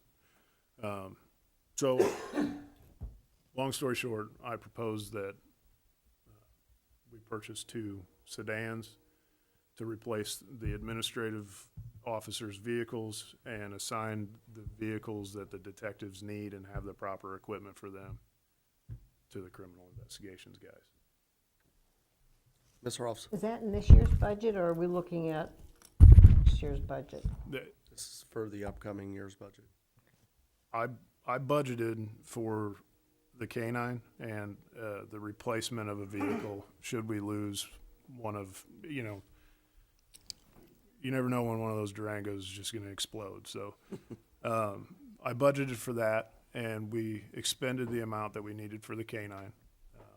I had an unexpected expenditure that had to come from that account because Motorola invoiced me about 6 to 8 months late. So outside of the budget year where we placed the order and made a purchase for them, they surprised me with an invoice that I didn't know was coming. So we have a little bit remaining in that fund, or in that line, that was budgeted for a vehicle if necessary. The rest of the funds, I'm proposing that we utilize federal forfeiture funds. So that's not going to cost the taxpayers any money. I'm not asking for more money to borrow from the city. This is money that exists from investigations where assets were forfeited due to criminal violations. Any other discussion? Okay. Place this on the regular agenda. Okay. Place item number 8 on the regular agenda. Okay, next is number 9, petition for annexation of index number 08-032-012-000. Mr. Hoblet. Yes, and there is a property that's requesting annexation into the city of Lincoln. I don't believe the property has any great use, but I do believe the owners, I believe it's a company that wants to put solar panels on property. I believe they coordinate with Mr. Woodhall. He could speak as to the specifics as to the company itself and where it is exactly. But I rehearsed, but I looked into the process. Of course, with annexations, we've done so before. They would need to petition the city. There's numerous filings. I've sent those filings off that need to be edited to the city. But before anything can be annexed, there needs to be a public hearing for the annexation. That is required by state law for all annexations. Annexations, they have to be contiguous, which means they have to be right next to the city of Lincoln, that to share a boundary. So we would need to affix a public hearing. That cannot be in excess of 30 days, but it has to be at least 14 days out. So, yes. So, the idea being that, like I say, there's not a voting item that I would need, but there's no voting on that. I just need a consensus as to what date to affix for a hearing for it. Just like a public hearing date, correct? Yep. Ms. O'Donohue? What property are we looking at? Where is the property at that they're wanting to annex in? It's actually, if you know, the maintenance shed at the Christian College. A lot of people, that's just kind of a off the beaten path area. But as you go around that curve, it's behind that. It's a pretty much useless triangle parcel. There's, other than attaching it to that existing parcel with the shed, I could see it's just brush ground at the moment. What's the purpose of annexing it in? Well, the maintenance shed is in the city, and for whatever reason, it's a separate parcel. It's behind that to the south. It's in the county. Mm-hmm. The same owners just bought that, and they just want to have more property. Otherwise it's useless land either way, but they're going to use it for their same farm. Mr. Bateman? They'll attach the parcels together into one. They want to combine the parcels. Correct. How far are they gonna go with these solar panels? Because that property butts up against my property. They'll go If to they combine the two, are they planning off clearing off the entire timber up to behind my property? Well, in the design issues I've talked to them before, they'll leave the required buffer. In this case, it'd be to the east. Yeah. And have you personally talked to them? They made it sound like they had reached out to owners over there. Nope. First I've heard of it, and their property would abut. So everybody's been to the balloon festival. That's my pond, and that's my timber behind there. That's that triangle piece of property. The back here? Yeah. This is what you're looking at, right, Wes? That's what they're wanting to be annexed in, but what I'm asking Wes is, as a personal property owner, and I know all my neighbors, are they planning on clearing off all that timber? No. To fill that area with solar They're panels? using the remaining timber, or the existing timber, as a buffer between the farm and any residential property. Mr. Parrott? So whether it's the triangle pieces in the county or if it's in the city, it's still their property, and they can do, I think, what they want for the most part. I don't understand the advantage of. We would get a little more tax dollars, I think, coming into the city, but Well, for them, they have two parcels, one in the county, one in the city. Ideally, it's their desire to have one parcel. So we could get tax dollars or property taxes off of that. That would be the parcel only would be advantage. combined to the existing one that they own, which is currently in the city, yes. It would increase it. I don't think it's gonna be a lot, but it's gonna be a larger parcel that would be in the city. it's not going to cost the city anything as far as trying to have sewer issues or if they were to build anything out there. It's brush ground. There's no utilities that would ever go to that. It's not Not on, this is Google Maps. So what is the benefit for them then, Wes? To combine two parcels instead of having one. I mean, it's just their simple desire. Okay, One tax, one parcel ID. Right. They own the I guess Oh, that ain't what I want. if it were me, I'd rather have it in one parcel. right. I mean, your guys' concern is like really is that you get additional tax money out of it. I mean, even if they were subjecting themselves to additional tax money and you're wondering the wisdom as to why they would do that, I mean, for your guys' purposes, you know, additional money's additional money. Ours is two parcels, but both of them are in the city. So you could see the advantage of not having one parcel in the county and one in the city. So is it, Yes, correct. is it a little bit too callous to say because they want to? I mean, the parcel of property I have, I years ago bought another this grassland directly next to me, and the first thing I did after the survey and the purchase was combine it into one parcel. Well, I Okay. mean, Makes sense. I'm speaking personally. I don't like the fact that they're gonna tell me they're gonna cut down all the timber, and now instead of having nice timber behind my house, I've gotta look at solar panels, or all my neighbors for that matter. When it comes to the design aspect of it, permitting and all that, like I've recently said, their intention is to leave a visual buffer of timber between that parcel and any other residences. There's your How- GIS how big a boundaries. How big a solar, this would be considered a garden, not a farm. How big a one are they talking? 'Cause I don't know. I mean, how much is the acreage there? I don't know, how do you tell? If you just hit it and go down to it either says it there or you So- can go down. So that's in the city, Tracy, so then, see the triangle, if you get rid of that square you're in, Yeah, see the other triangle, the one, keep coming down. That's my property, where your cursor is. right here, I believe that's the county property, correct? 5.19 acres. Is that what you're looking for? That's the one they're asking to annex, correct? Saying- The one Could they directly put to the the solar north. is farm what on they that already own. anyway, whether it's city or county? Yeah, they could ask the county to put it on there.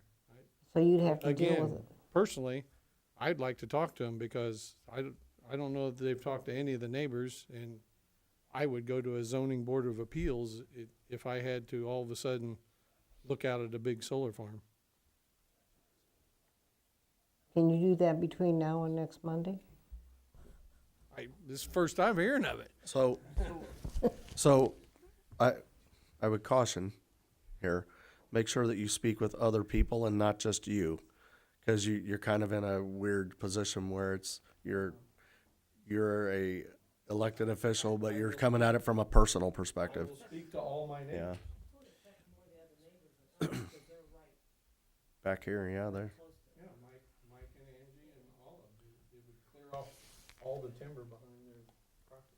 So Okay, Mr. Parrott. Yeah, my intention is just to make sure that it's not going to cost the city more than the city would be getting out of this as far as the tax dollars. I can understand, any issues with visuals, having to look at solar panels, but, I mean, if it's legal to do, it's legal to do. I don't know how they would be able to effectively do it because we're addressing concerns with the solar farm across from the wastewater treatment plant, and they're asking stay back from the fence so long and don't go 10 feet high. That's a huge brush line there.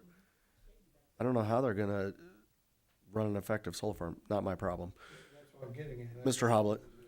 Saying they're gonna leave timber. regardless, I mean, right now we're just kind of like the annexation part. Yep. They get annexed in and they find out that they can't do it, then the city has a little bit more property within the city of Lincoln at that point. Regardless, they be that as it may, there still needs to be a public hearing, 14, 30 days.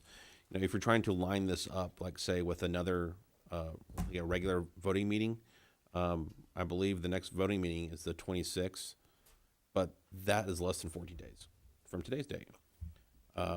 26 would be a committee of the whole. A Monday? Tuesday.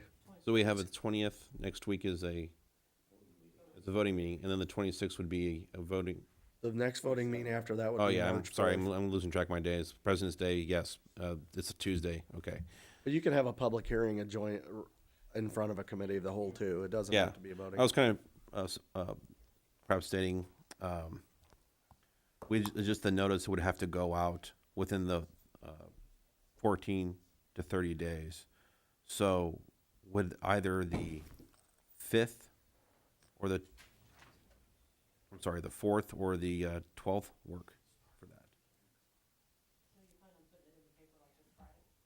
If we put it in within this Friday, yeah, that would give us our respective time. Do For let's you- say the 4th.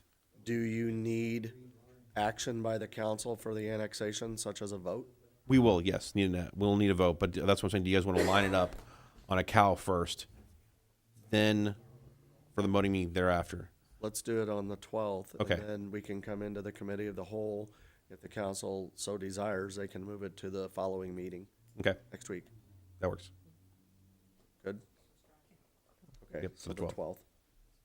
So we'll just have to wait potentially 1, 2, 3, 4. Yeah, there is no urgency, but we can still have it in this Friday. I believe it's 28 days, so. So, Yes, 6 o'clock. yep. So then, Mr. Bateman, if you go out and talk with other constituents in that neighborhood, you can let them know there'll be a public hearing. They're welcome to come talk to the council about it as well. Okay, any other action on that one, Mr. Hoblet? No. Okay. Next item is announcements, and Mr. Hoblet would like to speak with you all about Chapter 8 updates. So, I circulated a email earlier today with an ordinance in there. It's an amending ordinance that would amend 2023-1010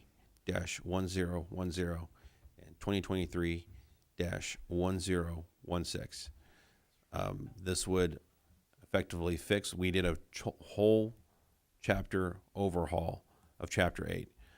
So there was some errors that made its way in there. For example, we scratched out, we substitute a lot of language, let's say for street superintendent as opposed to city clerk, but in one section it was street superintendent, city clerk still hadn't made its way in there, so that typo needs to be fixed. So there was about 4 of those of the, I believe 4 or 5 chapters of the many that we did. That need to be addressed. So that is what mainly comes for you, and the other one for the 2023-1010, it's similar in nature. I submitted it to the council, a edited document that shows the highlights and the and the edits. That I sent a clean copy, and that clean copy, some language was erroneously removed, which was my error. So this is to fix that error as well. That's why they're called amending ordinances. So that's what you guys actually vote on is actually put in the code. So I would just I request this be put on for the vote this coming Monday. Okay, we'll place that on the regular agenda for next week. Okay, Mr. Parrott, I believe you have a topic. Well, just a couple of things. Yep, First, floor's yours. congratulations to the Lincoln Railer Palm squad that got first in state. Yep. That's awesome job there. Congratulations to the Lincoln Lady Railers for winning their first round of regional handedly. Walt, help me. Who made it to state for wrestling? Dawson McConnell. Dawson McConnell made it to state in wrestling. That's a big accomplishment. And also reiterating, they won regionals last week as well. I'm missing something. I think there was a West Lincoln Broadwell win as well. West Lincoln. 7A. Back to wrestling for just a second. Yep, go ahead. The as a team, since they won regional, they'll be competing in the team sectional, which will take place after the state tournament next weekend. Excellent. They'll Congratulations be to those competing wrestlers. with 3 other teams. Excellent. So good chance of their coming maybe to it'll be tough. At any rate, Chester East. Yeah, Chester East had a win as well. They play Thursday. AA plays Thursday night for third or Thursday fourth in the state. excellent season for them, and go for third place there. And then just the last thing, not sports related, but this past weekend I was made aware of an event that it was posted. Lincoln's hosting the first downstate 420 festival or event or something to that effect, which is a cannabis. For those that don't know, 420, I don't even know what 420 actually means, but it is coming into the city as of right now, and there's just some concerns from some residents, about having an event like this come into our city, and for our city to be known, for this. This is being, advertised across the state as well, and it's kind of concerning because I don't know exactly how cannabis works. I saw on a billboard coming back from Normal, Bloomington Normal, a little high is too high to drive, and I'm not 100% sure how you get a little high, or exactly what that means. Is that like one gummy? Are you a little high? And perhaps the chief can help here. But my concern is these individuals who are going to be consuming, going to be like maybe smoking. I have no idea how that's going to work exactly.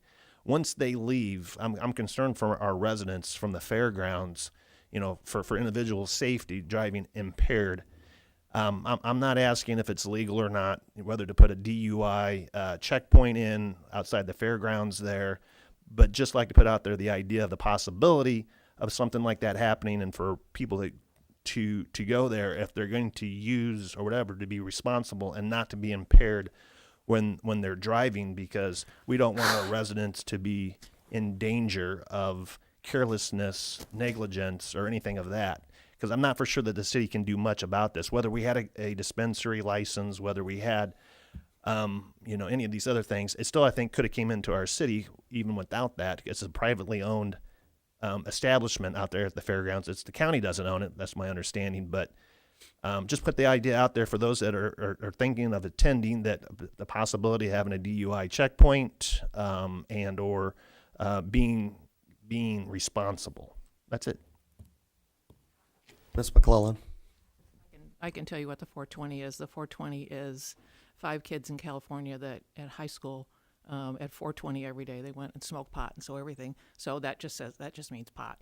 420 means pot. But I was looking at some statistics, and since marijuana was legalized, there's a 25% increase in fatal accidents. And so I think what Steve is saying is appropriate, because there has been an increase. So. Ms. Rolfs. Well, I guess my question is, how does that comply with our ordinance? I mean, I don't know if they're selling it. Somebody said they was giving it away free.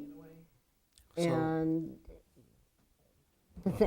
does that mean whoever they give it away free, they couldn't sell it to somebody else? Does that fall within the realm? Now, again, my understanding is that it might be Mystic Greens, connected with Mystic Greens, and somebody else said, well, it's like an affiliation of people. Well, if it's affiliation of people, how does that, are they no longer, the fairgrounds no longer under the jurisdiction of the city? They can do what they want to out there, or wherever they might do it, and the city doesn't have to comply with it. The fairgrounds it's private property. They can do what they want on the fairgrounds, as long as they are in compliance with our ordinances. And so, for instance, the racetrack, the big complaint about the racetrack is noise. So we make sure that they comply with our time, whatever you want to call it, your noise ordinance that says you must be done by 11 o'clock at night. So when this event first happened, it hit Facebook. I saw it, and I noticed that they wanted to go till 11:30.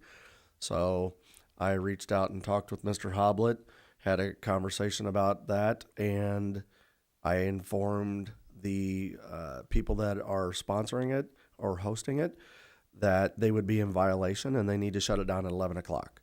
So they were more than willing to do it. They did not know about our ordinance. I then kicked it over to the chief of police, and he's had conversations with the sheriff about this. I'm also going to send him the contact information for one of the sponsors of that so he can talk with them. I think he has concerns about, how that's going to operate. Are they adequately staffed with security, things of that nature. I did talk with those individuals, and so just to remove that perception that it's Mystic Greens that is doing it, it is not. We find ourselves in another situation like we were explaining a couple weeks ago, in that Mystic Greens is just a sponsor of the event. There's a separate organization that is hosting this event. Cresco is also a sponsor. Those sponsors from other companies within the industry that are sponsoring it. They plan to use the buildings that are on the property, and so state law requires that they cannot consume in public view. So they're going to host it in the buildings. I was told they're not selling product out there because I don't believe they can sell product outside of a secure, restricted facility. They're going to have vans out there. I believe that they are going to have alcohol out there, so we have to talk about a liquor license, things of that nature. But they're also doing this as not just a place where people can come get high. They're trying to do some educational components of the product itself. Beyond that, I don't know much other than what I've just shared with you, and that was from a call from one of the people affiliated with it. So, Chief, did you have anything to add? Well, I tried to remember a couple of specific questions that may have been brought up during this conversation. Alderman Parrott, your question was regarding DUI enforcement, of how cannabis works for Right. somebody. How much is a little high? What is under the influence with cannabis? There's state law that defines what the legal limit nanograms per milliliter in a person's blood renders them legally intoxicated. I think it's 5 nanograms per milliliter. The only way to know that is to go through the DUI enforcement and collect the sample and have it tested at a lab that does quantitative testing. Obviously, DUI investigations work the same no matter whether it's alcohol, cannabis, inhalants. There are specific tests that we do that are specific to cannabis impairment, and we have trained officers to deal with that. We even have drug recognition experts, which it's a long process to get certified by the state as one of those. So we are prepared to conduct DUI enforcement related to cannabis, and I agree wholeheartedly with you that the public needs to be aware that it's not going to be tolerated. They do need to be safe and responsible, have a designated driver. As far as intoxication, it's different for everybody. Just like one person may drink 2 beers and feel the effects of those, and another person may not. So that's kind of individual to the person using the product. Alderwoman, does that satisfy? Alderwoman Rolfs, I think you asked about the legality of selling cannabis. No, selling cannabis is still illegal. It's just as illegal as it always has been, even casual delivery, where a private person that isn't a licensed cannabis dealer can't just hand their buddy a bag of marijuana and it's legal. The possession of said marijuana by an adult would be legal according to state law now, but the delivery of it is not.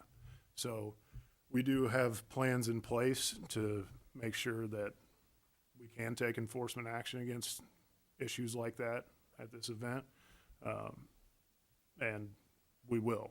So just for anybody who's planning on attending, if obtain marijuana legally out there, it's your marijuana, but it's still illegal to sell or deliver pot. And then I will reach out to the Cannabis Control Unit, the state police, regarding this event, verify that the licenses that these folks have, that whichever entities are participating in the event, allows for them to even just give this stuff out for free, because I'm not aware of that what that license allows for, without reaching out to them. So I'll do that in the future, and I can update you guys before this event takes place about what their advice is.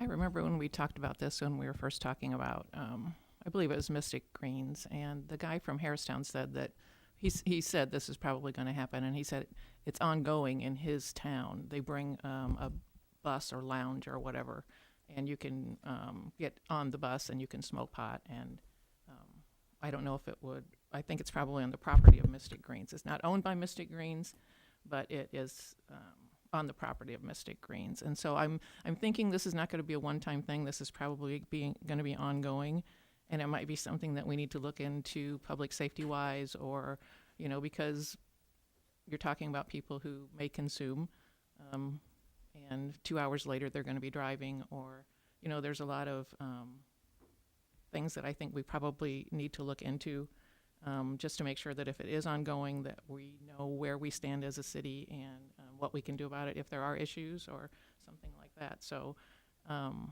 it's not a surprise, because the size of it is a surprise. They also said in their in that interview that they were going to try to grow it year over year, and they're going to try to make it like Burning Man. And if anybody knows what Burning Man is, it's not something we want in Lincoln, Illinois. I've just had this Burning Man, New York Times describes it as 50,000 stoned, half-naked people. It's been called America's most hedonistic festival. People are arrested for drug use, possession, distribution of a controlled substance. Many unconfirmed reports of rapes, domestic violence, battery assaults with deadly weapons. I just think that we need to protect ourselves as a city, that we're not inviting something that's going to be detrimental. So I'm not saying this is going to happen there. I'm just saying their comparison was to Burning Man potentially in the future. So I think we need to just make sure that we know what we're getting into. And if we can, by some ordinance or something like that, perhaps prevent the growth, prevent it from, I don't know what we can do, but I think Steve says we need to have a discussion about it maybe. So. Yeah, I agree that we need to do our homework and ensure that they're operating a safe event, which is why when I found out about it, contacted the lawyer, I contacted the chief of police, he's contacted other people. So we're doing our due diligence, but also we need to be very careful about not having a perception that we're targeting these people, because whether we like to admit it or not, there are constituents in this town who are perfectly fine with this product. We don't set up DUI checkpoints at the fairgrounds when the country music concert's going on. And as somebody who's been in that crowd, I can tell you it is unlimited beer from the minute it opens till the minute it ends, and people get in pretty bad shape. So I think we need to be responsible, but I think we need to also kind of be cognizant of what else is going on in the community as well. There's room to improve everything. And I don't think that the police, even as limited as we are on staff, are going to sit by and tolerate things that are going to compromise the integrity of the community. It came home personally to me because I was just sitting in a meeting of people who were trying to break their addictions. And I just saw them celebrating 4 months free and 4 years free. And, sometimes they're holding on by their fingernails to that sobriety, so I see that, I see the potential people issue that comes with addiction. And so I just think that's where we need to tread carefully. So. Ms. Ross. You said this is a privately owned piece of ground. The fairgrounds is privately owned. And so we have basically I don't want to use necessarily the word control, but we have no guidance on how these people have a contract for somebody to come in and do things like that. I defer to the lawyer, but I think we'd be in shaky ground trying to interfere in a contract between private parties. Mr. Hoblet? Even if it's dangerous. I'll let Mr. Hoblet. Well, dangerous is in the eye of the beholder, right? You know, I know that there are people here that are very concerned about cannabis, but then there's also people that are not concerned about cannabis. There's people that's concerned about alcohol, people that aren't. You can do that with video gaming. I mean, Well, if where you're does gonna it do end? alcohol and cannabis, then you kind of have a double, gosh, I hope everything's okay. Well, and I think that's where it goes to, let's be responsible. Mr. Parrott's message from the beginning, right? Yep. Mr. Hoblet? Well, I've seen that some home rule municipalities have social consumption licenses that they issue that would allow on-site consumption on the premises. I believe, and don't quote me, please, Chief, perhaps you can educate me here a little bit too. I believe the pot usage is subject still to the smoke-free Illinois law. They're used in conjunction. So I would guess the idea would be that the buildings that are being utilized out there, if they're consuming them inside of those buildings, is that part of the Smoke-Free Illinois Act? Can they be using them there? I don't know. I have to research that. It's a little bit Yeah. different property because it's not, well, it's a place of public amusement, much like a tavern or restaurant would be, and they're subject to the Smoke-Free Act. So I could only assume that building would also be subject to the Smoke-Free Act. But then there's many different products that these people can choose from if Right. they're, I don't know what their plan is out there. Right. I haven't got to talk with the man that Mr. Welch is going to get me hooked up with yet, so I'd have to know more from him before We know if talked they're about planning this on in the using- department head meeting today, so. using it by smoking it. And this is something I could probably look into as well. So that's one issue, and I was somewhat concerned about it. And it appears that at least some very large municipalities, the home rule ones, have a consumption, like have a license for on-site consumption. So how would that differ from an individual that goes to the dispensary, purchase product, and then goes to their friend's house and consumes it? Oh, no, this is Private residency. yeah, that's a private residence. So does the Smoke-Free Illinois Act pertain to their private property? No. Then how could it This is pertain to the this is county public fair? public properties, public buildings, public like government vehicles, things like that. There's a law in that act that prohibits smoking within, I think it's 15 feet. Correct me if I'm wrong, John. Yeah, within 15 feet, like Of say a- the door. of Like, a- so of that's a why you public- say. Yeah, Of a public building. entranceway. Yeah. Well, like you say that's been use of the public. So like say for example, like you could walk into the guest house and get coffee, but you can't smoke in the guest house. But like, Yes, it's a private event. It's not, well, I'm saying like, but you're saying I think you're latching onto the public building aspect, like it's like owned by a public entity, like the city or whatnot. I'm like that. It applies to bars. It applies to so anywhere where the public can access it. So it's immediately accessible by the public. So that's why I was asking whether or not it applies. well, but that argument came up in conversations about liquor establishments.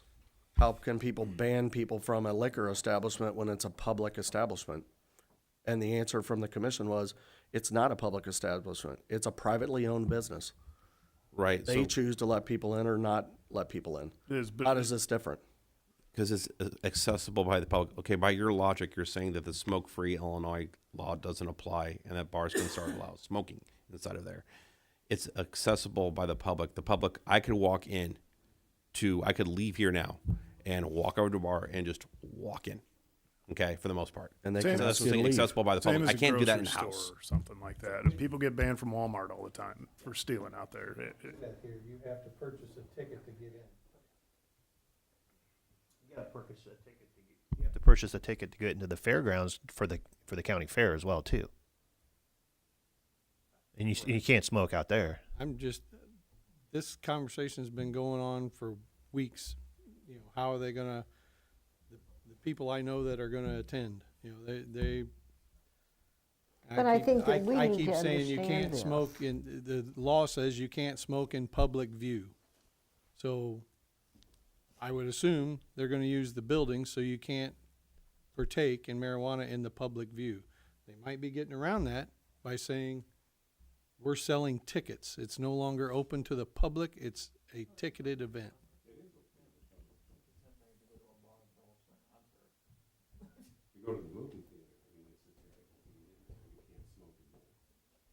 There's a lot of legality that's gotta be worked out, and this council ain't gonna be able to figure it out tonight. Okay. Any other topics? Can I Ms. McClellan? I would very much like to see further discussion about that, to see, according to what our city attorney was saying, about perhaps issuing a permit for gatherings like that. Or so is there, can we designate a time to revisit that and talk about that, or? We can bring it back at the next cow. I would appreciate that. I mean, I would say though that there's people that, and I, regardless of how you feel, there are people that are investing a lot of time, money, and energy into this project, event, whatever you want to call it. So let's be a little considerate and not get to April 1st and then drop a hammer on them. If we're going to do it now. Because I kind of see where this is going already. And I think that they need a heads up. So, Mr. Conzo. One more thing on that. I was just thinking about the neighbors around there and the effect that's going to have. You know, if you, it's, you know, you can smell that stench, you know, when the wind's blowing in the right direction from the plant that processes it out by the interstate. If you live around the fairgrounds, this could be extremely unpleasant for several hours, if not longer. Like race field? Yeah, of course. Well, that's not anything like it. Horse manure? No. That's natural. Well, I would say that if they're in a confined building, you're less likely to smell anything, especially on the opposite side of the fairgrounds from where they'll be. The processing plant out there is a confined building, isn't it? That's 100,000 square feet. I know, but it's Marijuana. You're talking about 100 people in a building.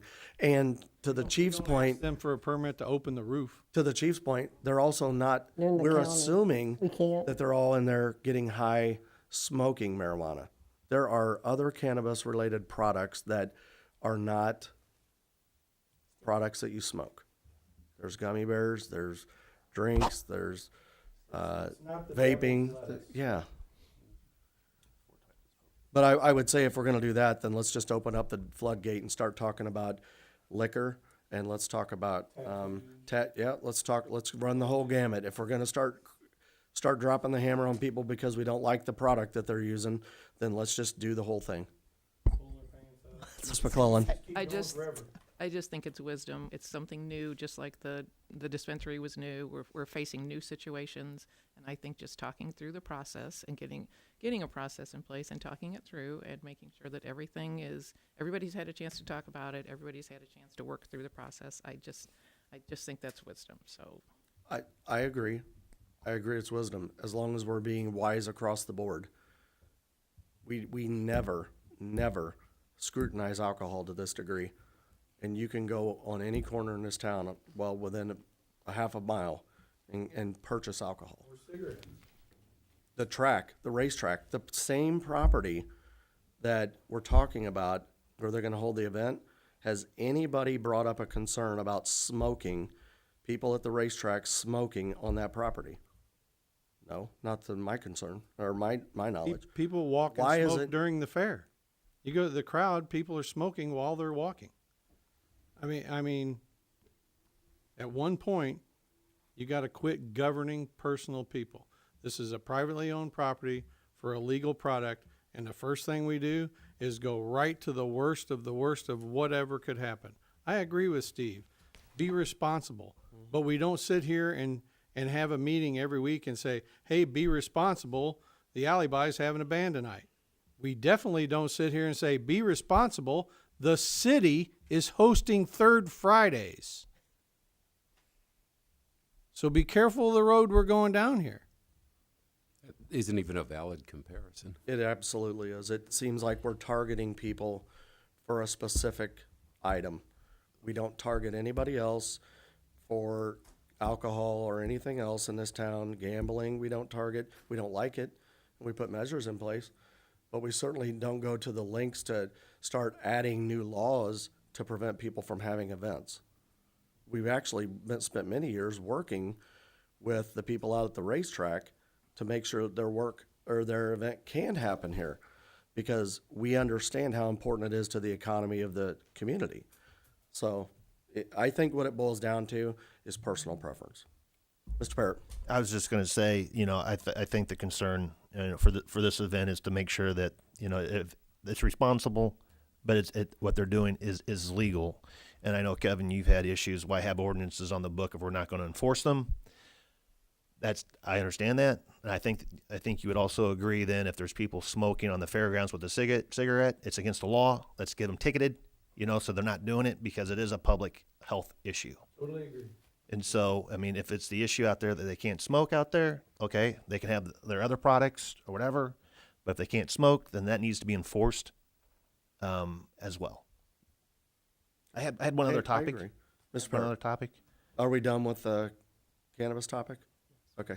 Mr. Parrott. And this could be rumor, not 100% sure. I did hear the potential of Lincoln College being used perhaps to house immigrants, illegal immigrants or whatever. I don't know the validity of that or not, but I don't know if we need to get out in front of this somewhat to make Lincoln as safe as possible if that is an issue. Not saying that that these individuals would be unsafe, but there could be concern, just from what you see in the news. As well in New York and Chicago and all that.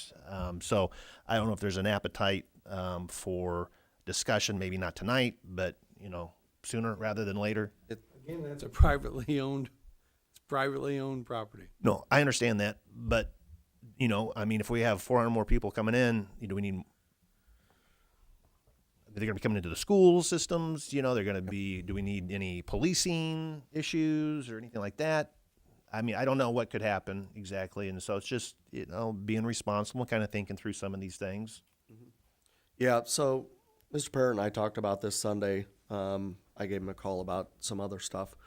I have heard that there's concerns out there about that particular topic.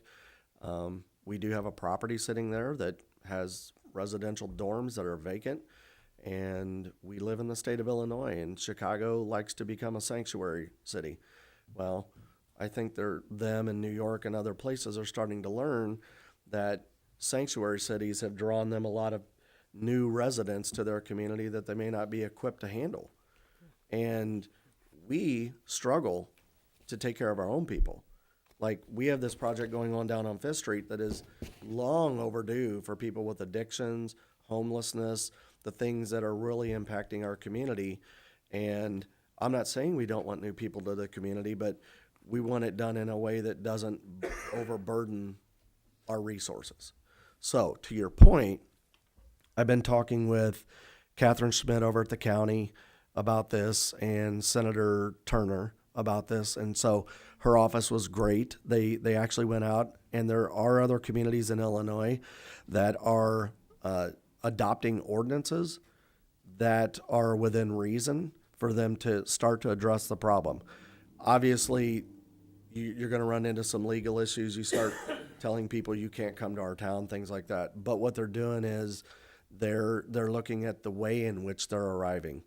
So buses, this is becoming common that buses with 50 to 100 people are rolling into town, and they're dropping people off, and then they're rolling out of town. So some of this legislation, what it's doing that's been passed in a few other communities is it's trying to hinder those bus companies by saying, if you do come to our community with a busload of people, as long as it meets the criteria of it's for public transportation, it's for a tourist event, whatever, things that make sense, no problem. But if you're here to drop people off and then leave out of town, then the police force will come and impound your bus, and they'll fine you, and they'll take action against those people that are trying to help this continue. So that's kind of I guess, an intro into the conversation we can have later. I had actually planned on taking that legislation, sending it to the attorney for review, bringing something to the council for consideration. I think we need to actually do this probably at the next COW. This is a topic that's kind of moving quickly in our country, and I think we need to at least have a conversation about it. You know, addressing the problem, addressing the concerns in a responsible manner. That's humane, right? We're dealing with people. Yep. Okay, any other announcements? Ms. Bateman? For those that are still wanting to pay for their sewer for the year, has a week from today to do that, the 20th. So far, and this is only through February 9th, we've had 677 accounts that paid for the year. So getting right along there. Last year. Last year there was like 850 for the total.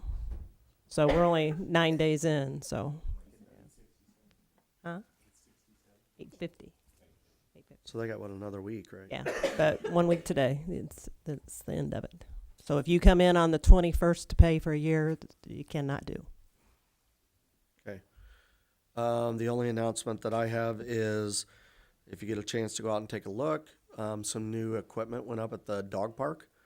So part of the funds that we had remaining, that committee decided to invest in some fun play equipment for dogs. There's a structure in the large section and the small section, obviously scaled to the size of the dogs. So take a look at it. It's really neat. Mr. Parrott? Yeah, on the dog park side, I've been out there that way. Not since they put the equipment in, but I did notice there was straw and grass. Is that going to be an annual thing of reseeding, or because it looks pretty? I mean, are we going to have to put more grass seed out there now, even because it looks? Oh yeah, we've got a long way to go as far as the yard goes. It's going to be an uphill battle. Yep. So we're getting to the point this spring. We'll start. We'll probably do some overseeding and some treatments and things like that. So yeah, it's kind of muddy. I mean, it's going to be an uphill battle to try to get anything established that's significant. So thank you. And to that point, a thank you to the street department. They're the ones that installed the equipment, and Ms. Metalco helped organize all of that. So a lot of good stuff going on. Okay, does anybody else have an announcement they'd like to make? Okay, I would like to request a motion to go into executive session under 2C1 personnel. Is there a motion? So moved. Second. Alderman Parrott made the motion. Alderman Downs second. Roll call, please. Mr. Downs? Yes. Mrs. Ross? Yes. Mrs. O'Donoghue? Yes.